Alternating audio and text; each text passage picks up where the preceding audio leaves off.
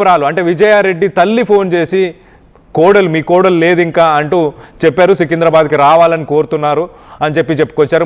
మా వయసు అయిపోయింది, మేము ఎక్కడికి వెళ్ళాలో మాకు అర్థం కాలేదు, మా మానసిక స్థితి కూడా అప్పుడు సరిగ్గా లేదు అంటూ ఇటు అత్తయ్య చెప్పుకొచ్చింది. ఒకసారి సిరీస్ ఆఫ్ ఈవెంట్స్ చెప్పండి. మీరు ఇటు విజయారెడ్డి తన కూతురికి సంబంధించి కొంత స్నాక్స్ ఇవన్నీ కూడా షాపింగ్ చేసింది అని చెప్పుకొచ్చారు. అది ఎప్పుడు జరిగిన ఇన్సిడెంట్? అది 28న కూడా జరిగిన విషయం కూడా ఇదంతా కూడా. ఎందుకంటే 27న పాప ఎగ్జామ్ రాయడానికి వచ్చినప్పుడు మళ్ళీ 28న తనని హాస్టల్లో దిగబెట్టే క్రమంలోనే ఉదయమే తల్లి కూతుర్లు విజయారెడ్డి అలాగే చేతనారెడ్డి ఇద్దరు కూడా, అంటే కూతురు వాళ్ళిద్దరు కూడా హ్యాపీగా కారు వాష్ చేసుకున్న తర్వాత విజయారెడ్డి వెళ్ళి బయటికి వెళ్ళి అన్నీ కూడా సరుకులన్నీ తీసుకొని స్నాక్స్ తీసుకొని రావడం కూడా జరిగింది అని అక్కడే గత ఒక 3.5 years అంటే 3.5 సంవత్సరాలుగా వాళ్ళు రెంటుకుంటున్న వ్యక్తులందరూ కూడా చెప్పడం జరిగింది. మేమే షాక్లో ఉన్నాం, అసలు ఎందుకు ఇలాంటి నిర్ణయం తీసుకుంది, అసలు అలాంటి నిర్ణయం తీసుకునే వ్యక్తే కాదు మా విజయక్క అని వాళ్ళు ఎంతో ప్రేమగా చెప్తున్నారు.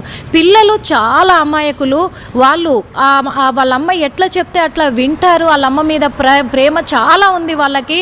అందులో ఒకటి వాళ్ళ మావయ్య అంటే చాలా భయం పిల్లలకు కానీ విజయక్కకు కానీ.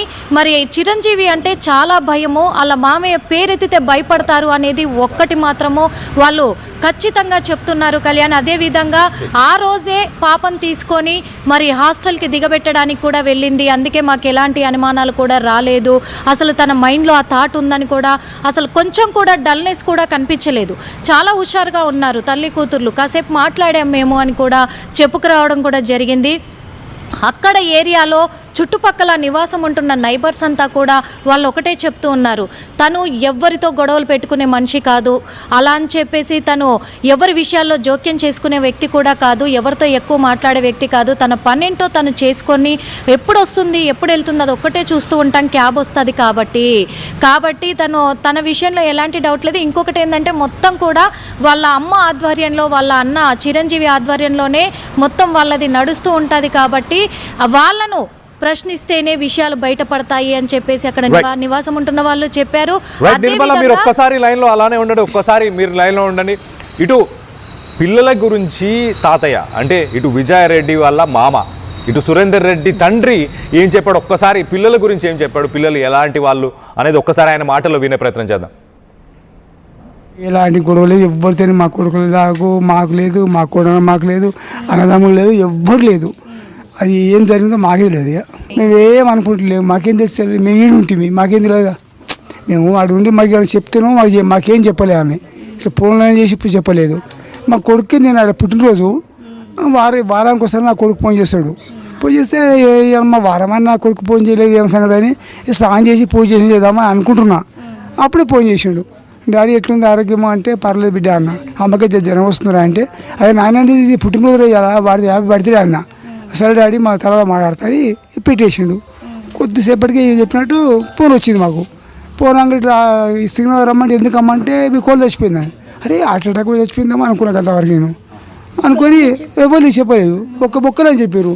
ఏమో హార్ట్ అటాక్ వచ్చిందో హాస్పిటల్కి చచ్చిపోయిందేమో అని ఆ ఉద్దేశం అనుకున్నా. మళ్ళీ మా అబ్బాయి ఫోన్ చేసి వెంబడి ఫోన్ చేసిండు. మా అబ్బాయి చెప్పారేమో వాళ్ళు మళ్ళీ వెంబడి డాడీ అంత అయిపోయింది డాడీ అని.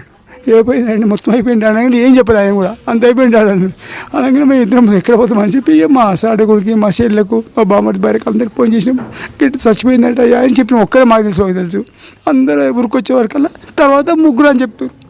ముగ్గురు రాయి కింద పడరని అప్పుడు తెలిసింది. అప్పుడే తెలియదు మాకు ఎలాంటి. రైట్ నిర్మల, మీరు లైన్లో ఉండండి ఒక్క నిమిషం. ఒక్కసారి చూస్తే కనుక ఇటు తాతయ్య మాట్లాడిన మాటలు మనం చూస్తే ఫస్ట్ మేము ఇక్కడున్నాము వాళ్ళు అక్కడున్నారు అంటే ఇటు విజయారెడ్డి తల్లి దగ్గర ఉంది కదా, మాకు అసలు విషయాలు తెలిసేది కాదు పెద్దగా, మాకు విషయం తెలియదు అంటూ చెప్పుకొచ్చే ప్రయత్నం చేశాడు. తర్వాత ఇటు విజయారెడ్డి భర్త అంటే ఇటు తన కొడుకు సురేందర్ బర్త్డే ఉండే ఫోన్ మాట్లాడాము, ఒక్క నిమిషం అయిపోయిన తర్వాత మాకు ఫోన్ వచ్చింది, ఒకటే ముక్కలో చెప్పారు, ఒకటే ముక్కలో చెప్పి ఫోన్ పెట్టేశారు. దాని తర్వాత నెక్స్ట్ మినిట్ మా కొడుకు సురేందర్ రెడ్డి ఫోన్ చేశాడు. ఫోన్ చేసి నాన్న అంతా అయిపోయింది నాన్న అని చెప్పేసి బాధతో ఇటు కొడుకు చెప్పడం, దాని తర్వాత ఫస్ట్ ఒక్కరే అని చెప్పారు, దాని తర్వాత ముగ్గురని తర్వాత చెప్పారు అంటూ ఇటు తాతయ్య చెప్పుకొస్తున్నాడు. తాతయ్య వర్షన్ అయితే చాలా క్లియర్గా బాధలో ఉన్నాడు. ఇటు కొడుకు ఫ్యామిలీ కూలిపోవడాన్ని ఆయన బాధపడుతున్నాడు. అలాగే మా వయసు పెద్దది, మేము ఏం చేయలేని స్థితిలో ఉన్నాం అనేది ఆ నిస్సహాయత కూడా ఆయన మాటల్లో చాలా క్లియర్గా కనిపిస్తుంది.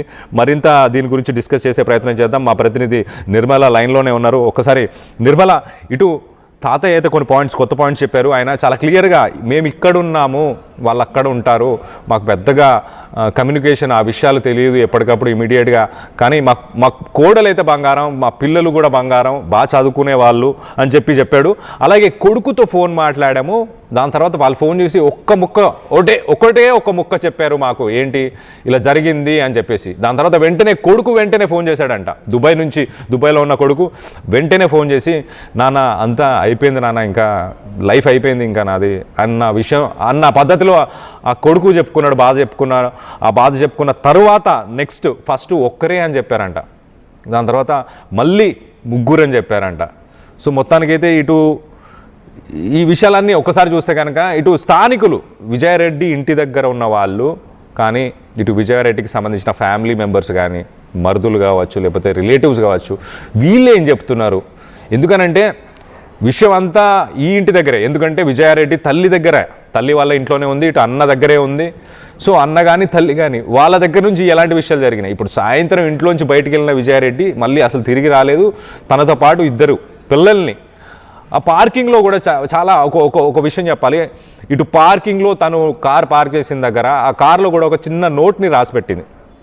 ఒక చిన్న పేపర్ ముక్కలో కొన్ని పదాలని తింగ్లీష్లో, అంటే తెలుగుని ఇంగ్లీష్లో రాసి పెట్టింది. ఆ తింగ్లీష్లో రాసిన పదాల్లో నేను ఇంకా బతకాలనుకోవట్లేదు, ఈ జీవితం నాకు వద్దనిపిస్తుంది, నా పిల్లల్ని నేను వదిలి వెళ్ళలేను అని చెప్పి రాసింది. ఆమె ఏదో ఊరికి వెళ్ళట్లేదు 4 రోజులు పిల్లల్ని వదిలి వెళ్ళడానికి.